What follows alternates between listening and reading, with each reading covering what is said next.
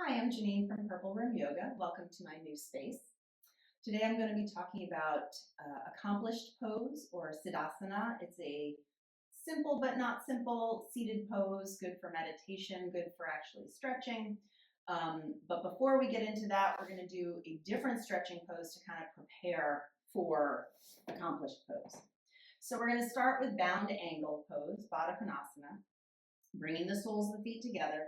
And you're going to grab through the front of the shins, not the feet, but the shins, so that the legs can relax down. You can get a little bit of ease through the hip flexors when you grab the front of the shins.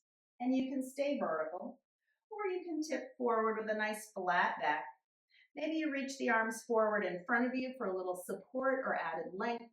And if you like, you can melt forward over the legs.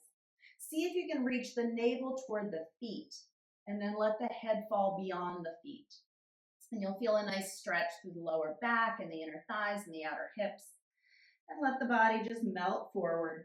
And you can stay here for maybe 3 to 5 breaths just to let the thighs drop open.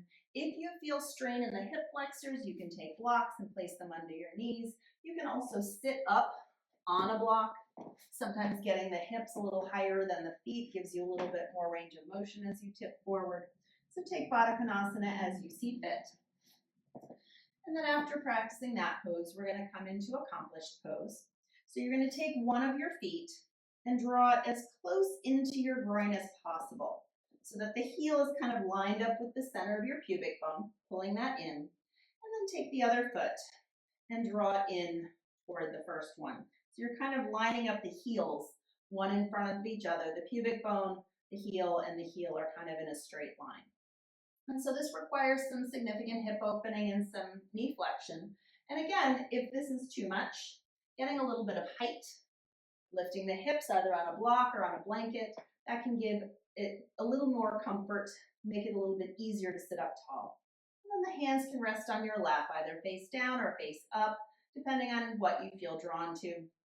And you can just close your eyes, feeling the weight of the hips dropping, feeling the spine lengthening upward, trying to create as much ease in the body as possible.